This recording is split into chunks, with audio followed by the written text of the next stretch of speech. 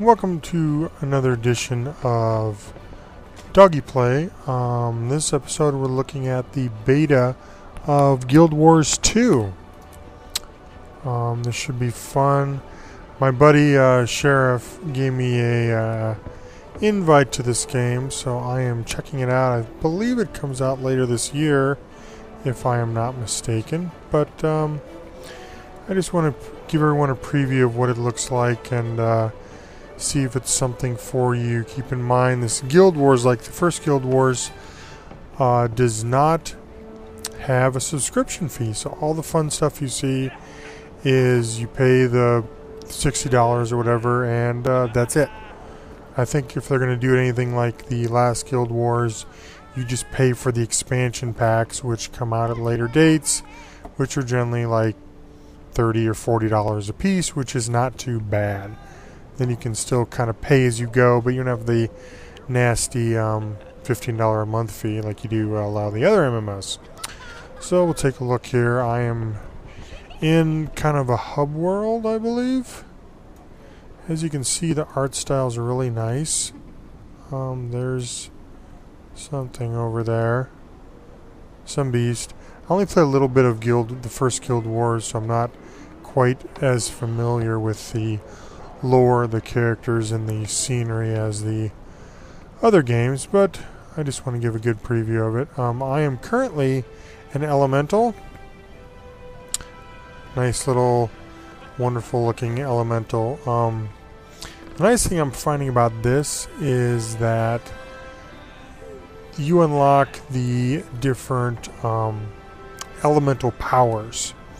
So as you can see down here, the F1, F2, F3, F4, you have a fire augment, water, which I think does ice and stuff, air, and I believe this fourth one is earth. So you do different kind of effects with each one of those. It isn't kind of a standardized thing, which is kind of nice. And also, I've been noticing you get different powers, different abilities, depending on which element you currently have selected. Like if I want to select the water element, I hit F2, boom, it's over. These have different items at the bottom that I can play with, which is kind of nice.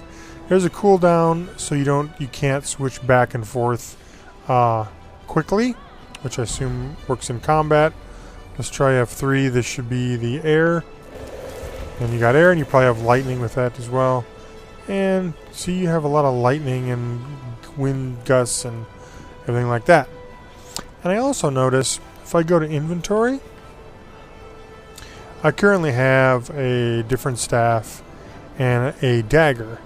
Now if you see down here, the abilities, I believe, are also tied to what the weapon is that your character is currently holding. So if I go over here to dagger and go to equip, you'll see the abilities at the bottom change. And there they go. So you got a lightning wick. That is awesome.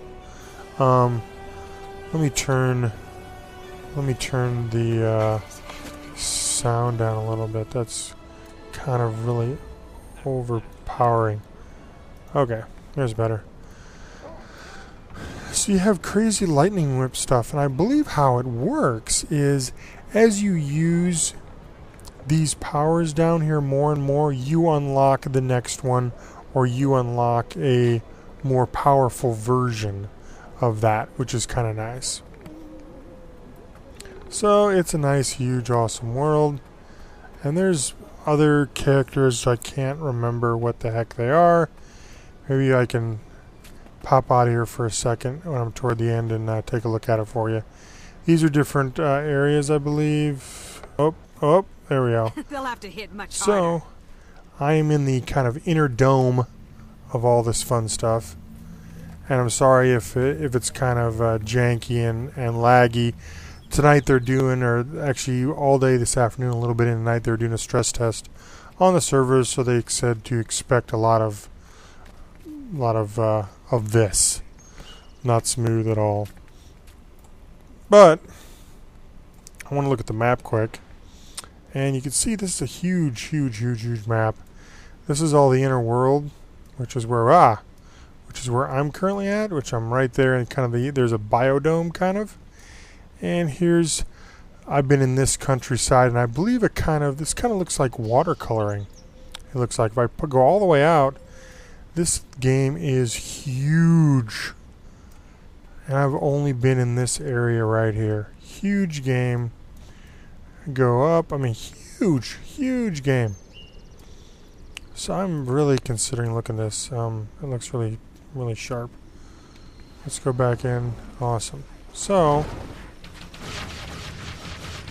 let's see if I can get into some combat here.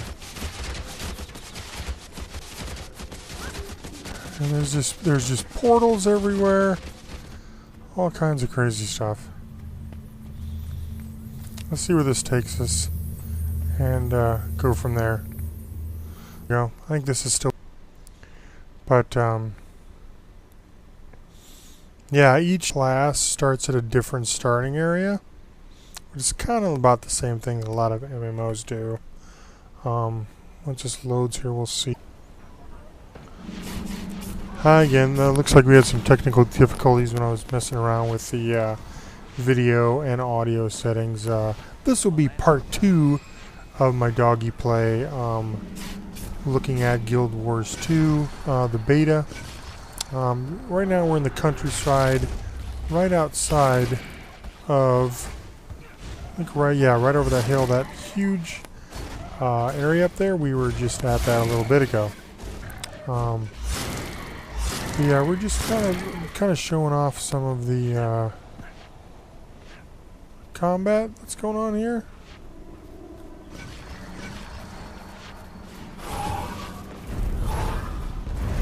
Very interesting combat.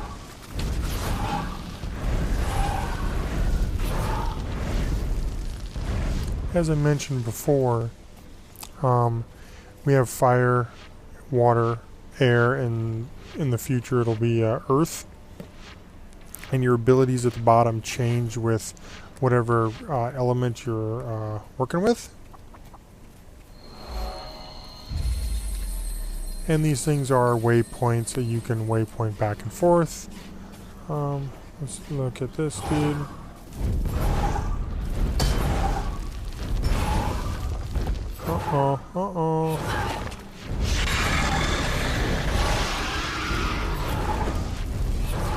Nice, nice. I just love how that effects work. Now if we go to air, we switch and we have totally new abilities with that. So, new event nearby. Perfect. See, as I was looking at before, these new events, they pop up just randomly.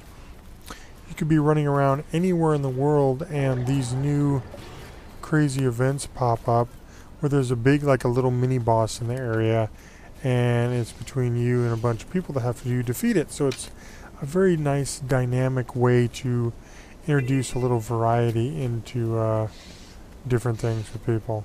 I mean, look at all these. Wow. Looks like they're cutting down trees. Awesome, awesome stuff. This looks like a huge dam.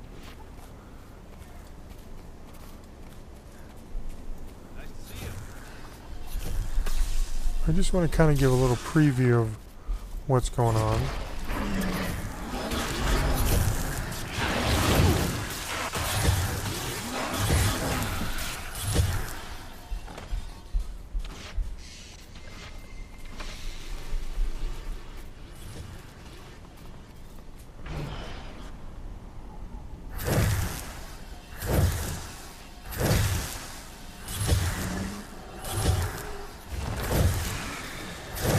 Come on, Mr. Worm. Awesome. These are awesome. Little orchard here.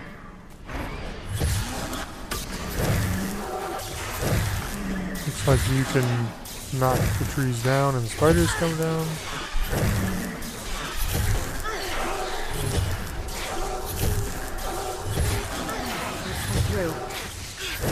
That's kind of cool. Oh, fight to survive. It's my understanding too, when you die like that, you